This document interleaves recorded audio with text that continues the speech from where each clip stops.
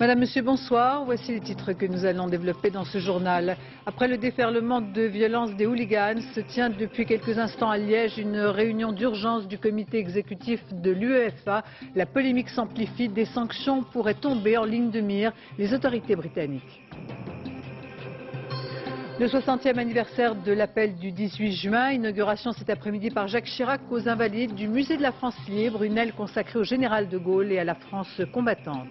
Fragile espoir de paix entre l'Éthiopie et l'Érythrée après 2 ans de combats qui ont fait des dizaines de milliers de morts. Signature ce matin d'un accord d'arrêt des hostilités. Cinéma, le grand retour du péplum Gladiator, réalisé par Ridley Scott, fait revivre avec faste les jeux du cirque, l'utilisation d'images virtuelles pour recréer la Rome antique. Je vous le disais en titre, situation de crise dans l'Euro 2000. La polémique s'installe. Aussitôt, le calme revenu à Bruxelles après les derniers débordements des hooligans qui, la nuit dernière, s'en sont pris à de jeunes immigrés. On s'interroge aujourd'hui sur la présence de ces supporters fichés pour leur dangerosité qui ont pu, malgré tous les engagements des autorités britanniques, passer la frontière. Cette mise en cause et les éventuelles sanctions à venir sont au menu de cette réunion extraordinaire décidée en milieu de journée et qui a commencé à Liège il y a tout juste quelques minutes. Gilles Marinet, Joël Bruandet. C'est dans cet avion de l'armée belge posé sur l'aéroport de Stansted près de Londres que les premiers hooligans expulsés ont regagné l'Angleterre. Un retour peu glorieux. La presse britannique les a qualifiés de honte de la nation. Alors quand ils s'expriment, c'est pour nier les faits. Et moi, j'ai rien fait. J'ai été arrêté et expulsé alors que je suis resté à peine 36 heures. Les instances européennes du football, elles, ne prennent pas les choses aussi légèrement. Après 2 nuits d'émeutes et des centaines d'interpellations, l'UEFA tient actuellement une réunion de crise dans le stade de Liège. L'explication sera rude. Le directeur de l'Euro 2000 a mis en cause les autorités britanniques incapables de contrôler les déplacements des hooligans. Comment se fait-il que ces gens puissent sortir d'une île, on parle bien d'une île, on ne parle pas d'un endroit autre, sans qu'on puisse les intercepter avant? Donc il y a manifestement un laxisme du gouvernement britannique, alors qu'il avait été soi-disant annoncé qu'il prendrait les dispositions. Eh bien, si c'est ça les dispositions, chapeau. Mais est-il possible pour les douaniers d'interdire le passage de frontières aux hooligans? Certains sont pourtant fichés et classés dangereux. C'est le cas de ces hommes qui hier ont pu transiter par la France. Les autorités françaises donnent un coup de main, mais jusqu'à preuve du contraire, elles préfèrent surveiller quand même leurs supporters à eux, dans le cadre de la collaboration, et ne pas encore s'encombrer peut-être de la surveillance des flots anglais à partir du moment où ils ne font pas passer. Un problème récurrent, des questions qui se posent à nouveau ce soir à l'issue d'un week-end qui, pour les seules villes de Bruxelles et de Charleroi, se solde par 50 blessés et près de 500 interpellations. Et en direct de Liège, à l'intérieur même du stade, nous retrouvons Florent Gautreau. Quelles sont les dernières informations que vous avez pu obtenir et surtout dans quel climat se déroule cette réunion de crise ? Eh bien, la réunion vient juste de commencer, les sanctions ne sont pas encore tombées, mais le ton employé par le président de l'UEFA, Lennart Johansson, qui s'est réuni, vous l'avez dit, avec tout le comité exécutif de l'UEFA cet après-midi dans un hôtel de Liège, le ton est très grave, voire alarmiste, puisqu'il dit qu'il ne peut pas se permettre d'avoir des morts sur la conscience, qu'il ne peut pas se permettre d'avoir des victimes comme il y en a eu au Ezel. Il a fait référence au Ezel, donc on peut s'attendre à des sanctions contre la fédération anglaise. Et d'ailleurs, il y avait des représentants de la fédération anglaise et de la sécurité de la fédération anglaise à cette réunion à Liège aujourd'hui. Il y avait tout le comité exécutif de l'UEFA. Alors les sanctions, quelles peuvent être ces sanctions? Ça peut aller jusqu'à l'exclusion de l'Angleterre, même si on ne voulait pas y croire côté anglais aujourd'hui. Ça peut être aussi des matchs à huis clos. Et on parlait juste avant la réunion d'un déplacement de la rencontre de mardi, Angleterre-Roumanie, qui devrait avoir lieu à Charleroi. Elle serait déplacée à Bruxelles, mais tout cela reste pour l'instant au conditionnel, car la conférence est en train de se dérouler et ce n'est que le propos liminaire du président de l'UEFA, Lennart Johansson. Toujours est-il que si sanction il y a, elle mettrait en péril la candidature de l'Angleterre à l'organisation de la Coupe du Monde 2006. Et ça, c'est important pour les Anglais, ce serait un vrai drame. Mais apparemment, les dirigeants de l'UEFA ont des informations selon lesquelles il y aurait des risques dans les matchs à venir et ils ne veulent pas prendre de risques. Ce que je vous propose, c'est qu'on se retrouve dès que j'ai les sanctions qui concernent la fédération anglaise et donc l'équipe anglaise. Bien évidemment, Florent, merci de ces précisions et nous vous retrouvons peut-être en cours de journal si vous avez d'autres informations. Il y a 60 ans, le général de Gaulle, à peine arrivé à Londres, lançait l'appel du 18 juin, un moment exceptionnel de l'histoire contemporaine, qui est comme chaque année commémoré au Mont Valérien, au lieu de la résistance. Jacques Chirac ainsi que le Premier ministre y étaient présents ce matin. Le président de la République s'est incliné devant la flamme qui brûle au pied de la Croix de Lorraine, puis il est entré dans la crypte du mémorial. Cet après-midi, Jacques Chirac inaugurait aux Invalides le musée de la France libre. Il s'agit en réalité d'une aile consacrée au général de Gaulle et à la Seconde Guerre mondiale, celle de la France combattante, installée au musée de l'armée. L'occasion pour le président de la République de rendre hommage au courage et à la clairvoyance des compagnons de la Libération. Ils ont préféré le refus au renoncement, aura pu dire le chef de l'État, accompagné de son épouse, du ministre de la Défense Alain Richard ainsi que du secrétaire d'État aux anciens combattants. Ils ont visité les salles de ce musée. Et quelques jours auparavant, Pierre Messmer, compagnon d'armes du général de Gaulle, était allé sur place faire une reconnaissance des lieux. Pierre Messmer, un guide privilégié qu'ont suivi Thomas Dandois et Christian Autain. On va passer par là. C'est une avant-première très spéciale, une visite guidée pour Pierre Messmer, un gaulliste de la première heure. Pour l'appel du 18 juin, nous avons crevé des plafonds pour donner de la hauteur. De la hauteur, en souvenir d'une France exilée, en souvenir de ceux qui ont su, ce 18 juin 1940, répondre à l'appel de l'histoire. Moi, général de Gaulle, j'entreprends ici, en Angleterre, cette tâche nationale. J'ai ressenti une sorte de soulagement parce que jusqu'à ce moment-là, ma décision de continuer la guerre était une décision individuelle. Et je me disais, avec qui continuerais-je la guerre? Et voilà qu'un général français annonce que lui a décidé de réunir, de rassembler tous les Français, tous les militaires français qui veulent continuer le combat. Comme Pierre Messmer, ils ont été 53 000 à s'engager aux côtés du général de Gaulle. Ces volontaires de la France libre, comme on les appelle, ne sont plus que quelques milliers aujourd'hui. Ça reste le colonel de Char. C'est de Boissieu qui me l'a donné. C'est Boissieu qui me l'a donné. Alors, voyez, vous aurez... Le musée rend ainsi hommage à l'engagement de ces pilotes, de ces parachutistes et de ceux qui avaient choisi le désert pour continuer la lutte. Le message que nous voudrions laisser faire passer, c'est de montrer les combats, les souffrances, les deuils, les drames, l'héroïsme qu'il y a eu pendant ces 5 années où toute une jeunesse s'est parfois sacrifiée pour que la vôtre puisse vivre libre aujourd'hui. 60 ans après les faits, jour pour jour, dans la plus pure tradition gaulienne, les anciens combattants de la France libre lancent eux aussi un appel, l'appel de la mémoire. Après l'assassinat dans le Var d'un convoyeur de fonds, Jean-Claude Guessot avait dès hier manifesté son indignation. Aujourd'hui, le ministre des Transports, invité de l'émission de Paul Amar, DMA, est revenu sur l'application des nouvelles mesures destinées à offrir davantage de sécurité à cette profession. Nous l'écoutons.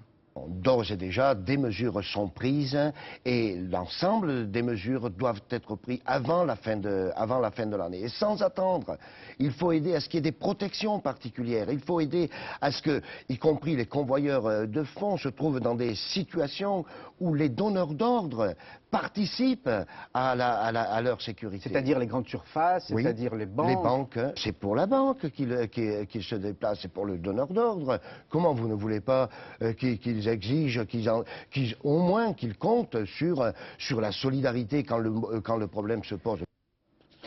La semaine qui s'annonce sera déterminante pour l'avenir incertain de l'UNEDIC. C'est demain que le patronat devra décider si, oui ou non, il entend laisser en l'état le protocole d'accord sur la réforme de l'assurance chômage, qui, je vous le rappelle, n'est approuvé que par 2 syndicats. L'opposition de la CGT et de Force ouvrière, renforcée par le retournement de la CGC, pourrait faire pression, d'autant que l'affaire, bien évidemment, devient politique.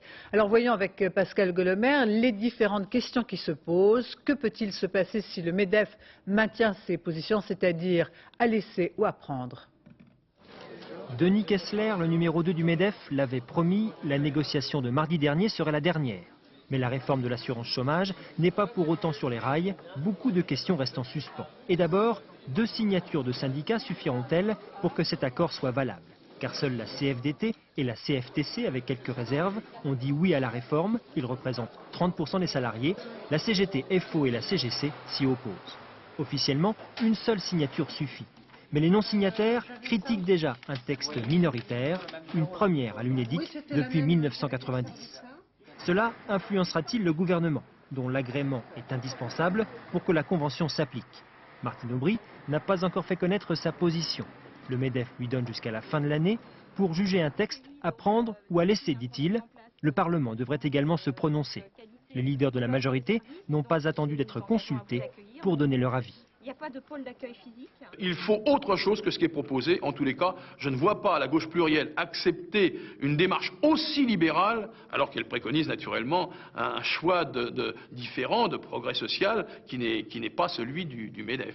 On ne peut pas être là stoïque et impassible devant l'épreuve de force que veut engager le patronat français en disant c'est l'accord, tout l'accord, rien que l'accord, et si vous en discutez une partie, je me retire, je claque la porte des organisations paritaires et vous reprenez l'assurance chômage. Que va faire le MEDEF? C'est bien la question essentielle à laquelle Ernest-Antoine Seillière répondra mardi après la réunion de son conseil exécutif. S'il décidait de jeter l'éponge, c'est l'État qui devrait gérer seul l'UNEDIC à partir du 1er juillet. À Paris, une nouvelle démonstration des sans-papiers qui ont investi la grande salle du musée du Louvre pour dénoncer les pillages économiques et culturels. En tête de cette manifestation, le professeur Albert Jacquard et avec lui l'association Droit Devant. Au total, une centaine de sans-papiers de militants s'en prenant à l'un de ces exemples de ces pillages culturels selon eux, à savoir l'exposition des arts premiers. Le Conseil national des Verts réunit ce week-end à l'Assemblée nationale, pris pour cible Daniel Cohn-Bendit, dont l'initiative de lancer avec François Bayrou, président de l'UDF, un appel pour créer une constitution européenne. Cette alliance n'a pas été du goût de tous. Laurent Hakim, Nadine Picard. À la veille de la présidence française. Un ticket Cohn-Bendit-Bayrou pour une constitution européenne, c'était il y a une semaine au Parlement de Strasbourg. Aujourd'hui, les Verts ont demandé des comptes à Dany. Un accueil dans le chahut, alors Cohn-Bendit s'isole au fond de la salle avec Yves Contasso, tête de liste des Verts pour la mairie de Paris. À la tribune aussi, il devra se faire tout petit, sa place est au 2e rang. Et puis c'est le passage sur le grill, les Verts trouvent que Dany joue un peu trop personnel, l'intéressé tente une explication. Il y a une chose que je ne ferai jamais, c'est quand je prends des initiatives de demander d'abord au CE ou à qui que ce soit. Pourtant sur le fond tout le monde est d'accord, la France doit profiter de sa présidence européenne pour promouvoir l'idée d'une constitution pour l'Europe. Mais à l'échelle de la France, fréquenter l'UDF avant les municipales, cela fait désordre. On s'en avoir amplement marre, hein. Il est un peu gros et un peu dur d'organiser des meetings en France avec les gens qui justement ont organisé sur le plan du marché et de la politique libérale cette Europe que nous dénonçons. Les meetings Cohn-Bendit-Bayrou ont déjà du plomb dans l'aile, mais Dany n'en démord pas. Ce qui est intéressant, c'est quand des forces politiques qui n'ont pas l'habitude de prendre des initiatives en commun se mettent en commun au service d'une idée politique qui est la Constitution européenne. Dany, le vert venu d'Allemagne, avait eu du mal à se faire adopter en France avant les européennes. Aujourd'hui, les verts français restent vigilants face à celui qui reste un électron libre. Quelques incidents cet après-midi à la maison d'arrêt de Los près de Lille. Une dizaine de détenus du quartier des mineurs ont refusé de regagner leur cellule, puis ont brûlé quelques matelas. 3 surveillants ont été légèrement blessés. Le calme est revenu en fin d'après-midi. Après 2 ans d'enquête, c'est logiquement demain que devrait s'ouvrir le procès de Roland Dumas et de Christine de Viejoncourt devant le tribunal correctionnel de Paris. Mais l'état de santé fragile de celui qui fut ministre des Affaires étrangères pourrait faire ajourner ce procès qui serait donc renvoyé comme le demandent les avocats de Roland Dumas. Dominique Verdaillan. Consciencieuse, hier après-midi, Christine de Viejoncourt révise, peaufine chez son avocate la liste de ses témoins. Toutes deux préparent un procès qui devait s'achever à la mi-juillet et qui ne durera que 2 heures. Le temps de constater des absences notables et de renvoyer l'audience au calendrier grec. Je sais que ce procès, j'en ai besoin. Je sais que ce procès, il faut qu'il ait lieu. Je sais qu'à travers ce procès, qui n'est rien, on va juger une paire de chaussures et 3 statuettes. Il y a tellement d'autres choses qu'on va sortir et où on va faire la lumière. Donc j'y tiens à ce procès. Ce face-à-face, il est vital pour vous? Oui, complètement. Je l'attends. Un face-à-face, une confrontation autant judiciaire que médiatique qu'il faudra encore attendre. L'ancien président du Conseil constitutionnel est convalescent après une opération à la hanche. Roland Dumas, 77 ans, souhaite se défendre avec la plénitude de ses moyens. La personnalité de Roland Dumas fait que c'est un procès qui est sous le regard de l'opinion publique, sous votre regard à vous, journalistes. Ce n'est pas le fond des accusations qui le rendent difficile, c'est l'entourage, c'est l'environnement de ces accusations. Autre absent de marque, Alfred Sirven, 72 ans, localisé aux Philippines, présent dans de nombreux dossiers, mais en cavale depuis bientôt 3 ans. Absent également André Tarallo, 72 ans, actuellement hospitalisé. L'ancien PDG d'Elf Gabon demande à être jugé plus tard. Autre victime de ce probable report, Loïc Le Floch-Prigent, également mis en examen une quinzaine de fois dans le dossier Elf. En raison d'un calendrier chargé, l'odyssée judiciaire du procès Dumas pourrait être fixée à janvier 2001. Après la fin de la visite d'État d'Abdelaziz Bouteflika, qui a dominé l'actualité de cette semaine, voyons comment la communauté algérienne vivant en France a suivi pas à pas et mot à mot le voyage du président algérien. Photo instantanée de 2 générations à Marseille, prêtes à regarder vers l'avenir et plutôt rassurées par les propos d'Abdelaziz Bouteflika. Une communauté qui, tout en vivant en France, suit de près les évolutions de la société algérienne. Reportage, Michael Darmon, Christophe Larocca. Pendant toute la visite, l'événement n'a pas quitté la une de la presse algérienne, qui est lue chaque jour dans le centre de Marseille. Franchise et compréhension. 2 mots qui résument bien la perception du style Bouteflika, qu'il s'agisse des relations avec la France ou du retour des harkis. Vous pensez qu'il a raison de dire les fils de harkis peuvent rentrer mais pas les pères? Ah ouais, franchement, c'est des enfants. C'est pas eux qui ont pris une décision, c'est leurs parents. J'ai toujours pensé ça. J'ai plein de collègues qui sont harkis. Et puis quand on me voit, on ne peut pas faire la différence entre un fils de harki et un fils de combattant. C'est la même chose. C'est la guerre, c'est l'histoire du passé. Les Algériens ont contribué puissamment au développement de la France. Il y a eu des morts dans les 2 guerres. Ils doivent reconnaître ça quand même. Mustapha Nedjou, gardien à la cité Félix Piat à Marseille, tire lui un autre bilan, celui de la concorde civile. Car les déchirements internes de l'Algérie ont marqué la vie entre ces immeubles. On est arrivé à des coups de poing, à un moment donné. C'est malheureux de le dire, mais il y avait des points de vue qui n'étaient pas les mêmes. Les points de vue, n'étaient pas les mêmes. Il y en a qui prêchaient pour l'intégrisme, il y en a qui prêchaient pour tel ou tel parti.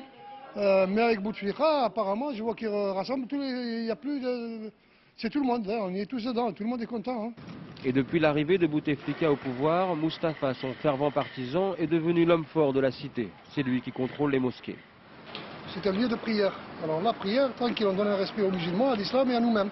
Parce qu'avant c'était un lieu politique. Non, mais si on laisse faire, ça deviendra un lieu politique. C'est pour ça qu'il faut contrôler pas un une mosquée. Comme ça, c'est toutes les mosquées vont le contrôle sur eux. Marseille, Alger, être d'ici et de là-bas est perçu comme un atout par Slimane Azoug. Homme d'affaires, il vend depuis des années des céréales et de la viande aux Algériens. Il croit au renouveau politique de l'Algérie. Nous avons la chance que les apparatchiks s'éloignent et nous avons en face de nous des technocrates qui ont fait souvent l'école à Paris et qui sont d'excellents hommes politiques. Une communauté algérienne confortée dans sa double culture, même s'il est invisible, c'est peut-être le premier effet de la visite en France du président Bouteflika. Signature d'une pétition devant l'ambassade d'Iran aujourd'hui à Paris, à l'initiative du Conseil représentatif des institutions juives de France, pour réclamer la libération des 13 Iraniens juifs accusés d'espionnage au profit d'Israël. Le CRIF espère réunir 100 000 signatures et appelle à poursuivre la mobilisation pour dénoncer ce procès inique. Sur place, diverses personnalités politiques, dont le socialiste Bertrand Delanoë et l'UDF François Pernin. Le mois dernier, à la fin du procès, Jean-Marc Ilouz et Jean-François Renou s'étaient rendus à Chiraz pour prendre le pouls de la communauté juive en Iran. Si aujourd'hui encore des chants hébraïques s'élèvent au-dessus des mosquées de Chiraz, c'est parce que voilà 25 siècles, les Juifs furent invités par le roi Cyrus à se réfugier en Perse.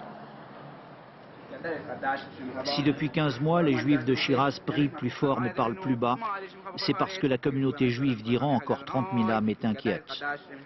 Ici, personne ne voudra évoquer le procès des 13 Juifs accusés d'espionnage au profit d'Israël, ni ceux qui prient dans la cour, ni ceux qui, après s'être déchaussés comme à la mosquée, préfèrent se recueillir à l'intérieur. Explication du chef de la communauté juive d'Iran. Ce que nous craignons, c'est l'exploitation politique du procès, autant par ceux qui visent les Juifs en Iran même, que par ceux qui, de l'étranger, veulent régler des comptes personnels avec la République islamique d'Iran. Officiellement, un décret de feu l'ayatollah Khomeini lui-même protège les Juifs d'Iran. Même si 17 d'entre eux ont payé de leur vie les excès de la révolution islamique, les actes d'hostilité sont rares, expliquent les commerçants juifs de la principale artère de Chiraz. Tous se disent profondément intégrés à la société iranienne et rares sont ceux qui parlent une autre langue que le persan. Moi, je ne me fais pas de soucis. L'islam nous respecte et nous autorise même des choses comme le vin qui sont interdites aux Iraniens musulmans. Et ici, on se comporte bien avec nous. Dans le quartier, on n'a rien à reprocher aux Juifs. Si l'un d'entre eux a fait quelque chose d'illégal, les autres ne devraient pas s'inquiéter pour l'ensemble de la communauté.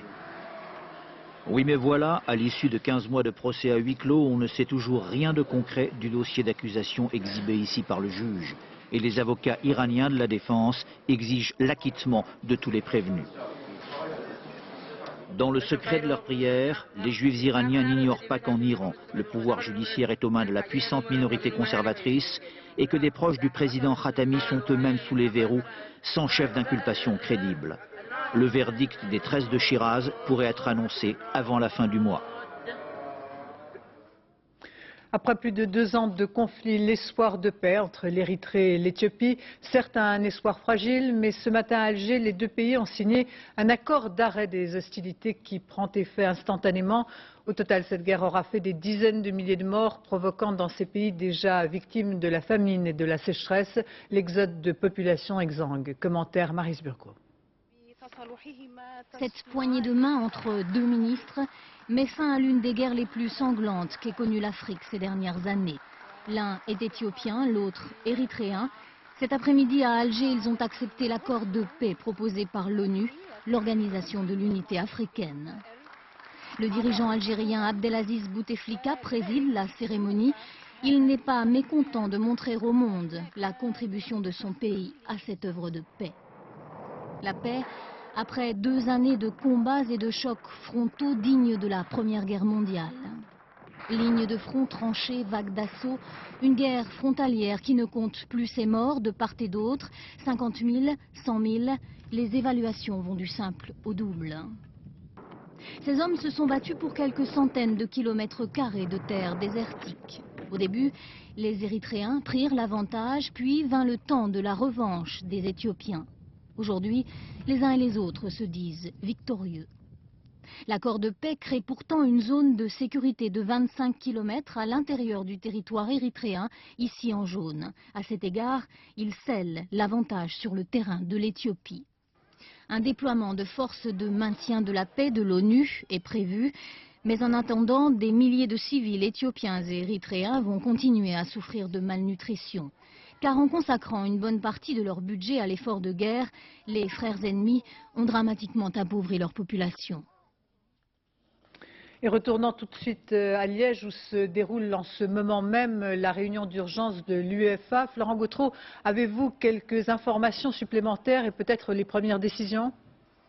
Oui, alors Béatrice, il n'y a pas de sanction aujourd'hui, mais un avertissement solennel et très sévère de la part du président de l'UEFA. L'équipe d'Angleterre pourrait être exclue de la compétition si de nouvelles actions violentes sont commises par les hooligans anglais à l'occasion des prochains matchs. Et deuxième chose, l'UEFA a demandé officiellement, et là encore très solennellement, au gouvernement anglais de prendre des mesures très strictes, plus strictes, pour empêcher le déplacement des hooligans depuis l'Angleterre jusqu'à la Belgique, ce qui n'a pas été le cas hier soir. On l'avait très bien vu dans un sujet dans le journal de 20h. Et alors que se profile le match à Charleroi entre l'Angleterre et la Roumanie, l'UEFA a donc pris ces 2 mesures préventives, exclusion de l'équipe d'Angleterre si de nouvelles actions violentes venaient à survenir, et cette demande au gouvernement anglais et à la police anglaise de se montrer plus sévère, comme l'a été par exemple la police allemande, parce que vous le savez, les hooligans allemands les plus durs ne sont pas venus hier à Charleroi. En tout cas, tout cela plombe définitivement sans doute la candidature de l'Angleterre à l'organisation de la Coupe du Monde 2006. Merci Florent Gautreau de ces toutes dernières précisions. En France, la colère des salariés des cliniques privées, un mouvement des personnels paramédicaux qui jusqu'à présent n'ont jamais fait entendre leur voix. Mais les disparités salariales entre le secteur public et privé attisent leur mécontentement. Un mot d'ordre de grève a été lancé pour mardi prochain dans la région de Montpellier. Véronique Gallienne, Pascal Ponce. Bonjour. Tout ce qu'elle espère, c'est qu'un seul jour de grève suffira parce qu'elle n'envisage pas de voir partir ses malades plus longtemps. Après 20 ans de carrière, elle gagne en clinique 10 000 francs nets par mois, environ 4 000 francs de moins qu'une infirmière d'hôpital. L'écart s'est creusé peu à peu. les salariés ne pouvaient pas se défendre. C'est pour ça qu'on ne s'est pas défendu depuis 10 ans, 20 ans, 30 ans. Et pas de syndicat. Donc, automatiquement, l'employeur vous donnait 1% de plus d'augmentation, il vous donnait ce qu'il avait envie de vous donner, quoi. Personne n'a jamais rien demandé. Infirmiers, aides-soignants, personnel administratif et d'entretien, tous gagnent 20 à 30% de moins ici que dans le secteur public. Malgré que nous soyons privés, nous sommes un service public ici. La clinique du Parc travaille avec tout le canton de Castries et les alentours de Montpellier. On fait le même travail, on a le même diplôme, alors il n'y a aucune raison qu'on ne soit pas payé de la même façon. Le patronat prétend qu'il n'a pas d'argent, donc mettons-nous dans une salle et voyons un peu les comptes de près pour voir qui gagne quoi. Des expertises comptables sont donc demandées par les salariés de cliniques de l'Hérault et des Pyrénées-Orientales. Mais les patrons, souvent en réunion de crise ces jours-ci, se disent financièrement limités, avec l'obligation de réinvestir sans cesse pour une bonne qualité de soins. L'État fixe les prix des prestations médicales que nous avons. L'État fixe l'enveloppe générale. L'État fixe les volumes d'activité que nous avons. Et actuellement, nous sommes confrontés, et l'État le sait, à des conditions relativement difficiles d'exploitation de tous les établissements. Donc je crois qu'il appartient à l'État de prendre en charge cette différence de salaire. Les cliniques de Languedoc-Roussillon seront majoritairement fermées mardi, posant d'importants problèmes d'organisation. Et déjà d'autres régions font entendre les mêmes revendications salariales. Au total, plus de 100 000 employés du privé pourraient ne plus vouloir se contenter de portions congrues.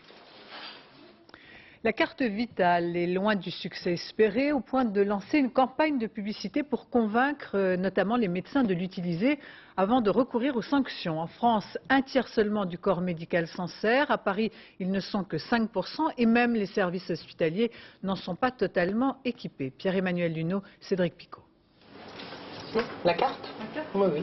Vous avez bien entendu, à ce guichet de l'hôpital Cochin à Paris, seule la carte vitale est nécessaire pour prouver son affiliation à la sécurité sociale. Et cet exemple est d'autant plus étonnant qu'il est très rare. Les traitements externes sont équipés du lecteur, la pharmacie est équipée d'un lecteur, mais les admissions en frais de séjour n'ont pas la chance d'en avoir un. En réalité, sur l'ensemble des hôpitaux de l'assistance publique, seul un tiers des besoins en équipement a été comblé. Résultat, le petit carré de plastique vert traîne encore dans nos poches, sans succès. Merci, au revoir. Vous l'avez reçu il y a longtemps? Oui, il y a pas mal de temps. Même à un moment donné, je me demandais où je l'avais fourré. Et vous en êtes servi souvent? 2 fois. Est-ce que vous avez votre carte vitale? Non, hélas, non, je ne l'ai pas. Comment ça se fait? Je l'ai oublié, je l'ai laissé dans mon tiroir. Vous vous en servez pas tous les jours? Bah non, parce que les médecins n'ont pas toujours la carte vitale, mais bon... De fait, du côté des médecins, l'engouement n'est pas non plus au rendez-vous. En France, ils ne sont que 30% à être équipés d'un lecteur de carte, une réticence qui n'a pas l'air d'effrayer leurs patients.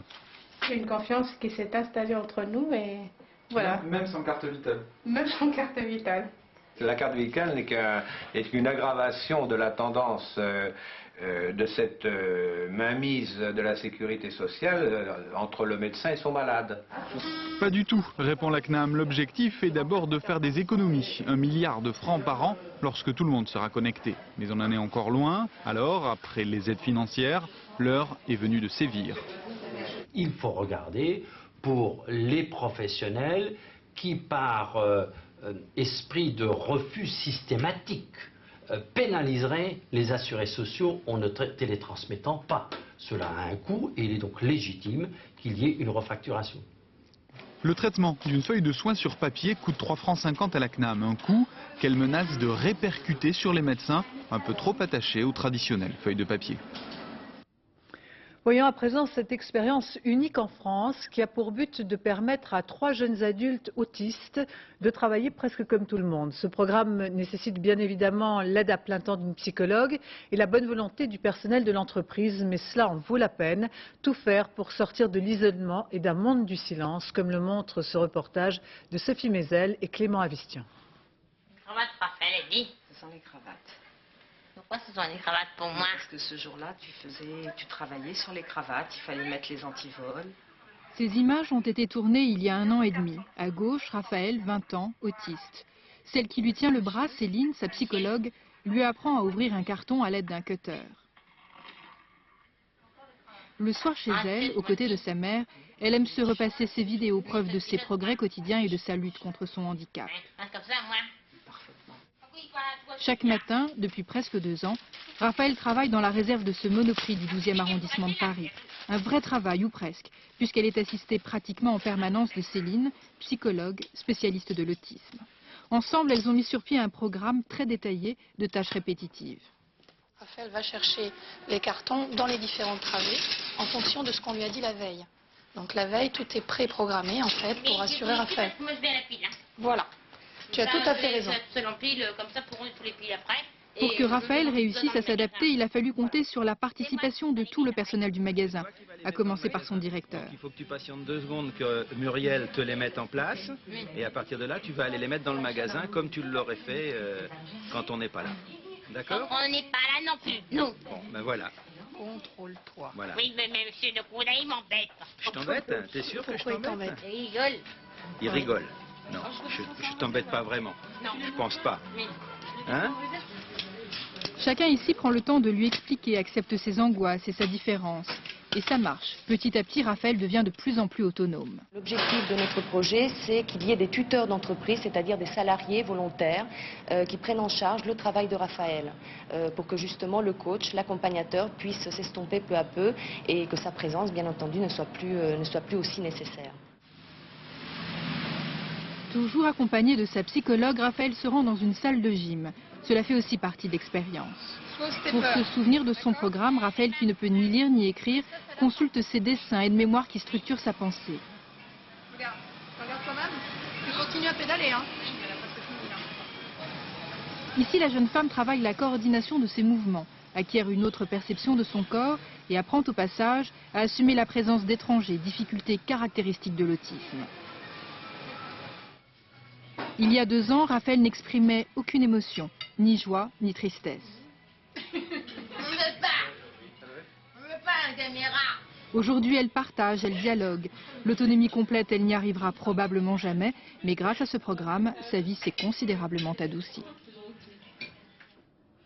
C'est sous le soleil que s'est achevée la 68e édition des 24 heures du Mans. Victoire et podium complet pour le constructeur allemand Audi. Nathanaël de Rinxin, Jean-Pierre Pasteur. Jusqu'au bout, ces 24 heures du Mans ont réservé de drôles de surprises aux pilotes. Dans sa Porsche, Michel Ligonnet n'en croit pas ses yeux. Le voilà pourtant parti pour un tour de circuit en aveugle. Un tour de circuit dont les 200 000 spectateurs du Mans se souviendront longtemps. Une histoire de plus dans un week-end déjà riche en rebondissements. Le public est comblé. Alors après 24 heures d'impatience, il escalade enfin ce dernier rempart. En quelques minutes, la piste du Mans est submergée. Tout le monde veut fouler le bitume encore chaud du passage des pilotes.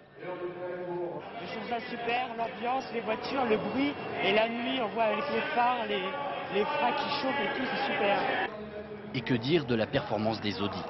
L'histoire retiendra que la numéro 8 a triomphé. Le public, lui, préfère parler d'Odyssée, tant les 3 voitures allemandes ont survolé l'épreuve.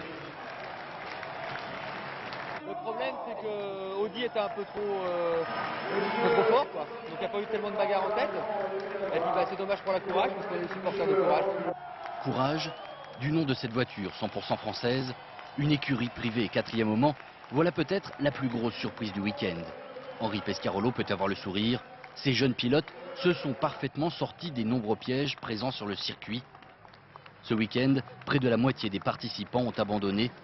Même à 30 tours des Audi, cette année encore le plus dur était bien de terminer les 24 heures du Mans.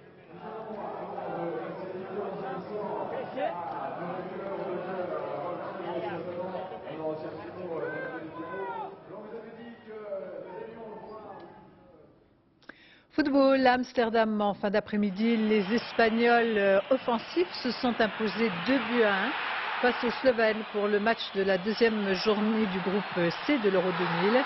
L'Espagne, remise de sa défaite contre la Norvège, s'est ainsi replacée pour un billet en quart de finale. Mercredi prochain à Bruges, l'Espagne affrontera la Yougoslavie. Cinéma avec le grand retour du péplum, très attendu, la sortie mercredi prochain de Gladiator, signé du Britannique Ridley Scott. Un budget colossal pour une production qui a su retrouver le souffle épique des meilleurs moments d'Hollywood. 10 000 costumes, des milliers de figurants et l'utilisation par moments d'images virtuelles pour recréer la Rome antique à l'époque des Jeux du cirque. Reportage de notre envoyé spécial à Rome, Nicole Cornu-Langlois. Entré dans l'arène, voici Maximus, qui risque d'être pour Russell Crowe ce que Spartacus fut pour Kirk Douglas, un héros légendaire du péplum. Qui est-ce? Tu vas retirer ton casque et me dire comment tu te nommes. Mon nom est Gladiateur. Père d'un fils assassiné. Époux d'une femme assassinée. Et j'aurai ma vengeance. Était-ce difficile de porter ainsi tout un film sur vos larges épaules? J'ai eu beaucoup de chance car il ne s'agit pas d'un personnage réel mais de fiction, donc j'étais plus libre. Maximus était proche d'un homme historique ayant existé. C'est Marc Aurèle. C'était la seule référence exacte. J'ai utilisé la méditation pour atteindre la dimension intérieure de Maximus, pour trouver les clés de son comportement. Vous savez, moi je suis plutôt terre-à-terre, païen. La spiritualité est aussi une indication pour atteindre la densité et la force de ce personnage. Ceux qui vont mourir te saluent. En plus des ingrédients traditionnels à ce genre cinématographique, reconstitution grandiose, Ridley Scott a tenu à une certaine authenticité, à une psychologie précise et émouvante des personnages. C'est un tableau du 19e siècle du peintre français Gérôme qui l'a inspiré. Je pensais que ce tableau donnait des détails, mais aussi une vue générale du spectacle et du comportement des gens sous l'Empire romain. Aujourd'hui, nous regardons le péplum avec un certain mépris. On considère ce genre comme étant kitsch. Mais maintenant, on a l'avantage de pouvoir utiliser différentes sortes de technologies, comme l'informatique, pour montrer ce monde antique avec plus de réalisme.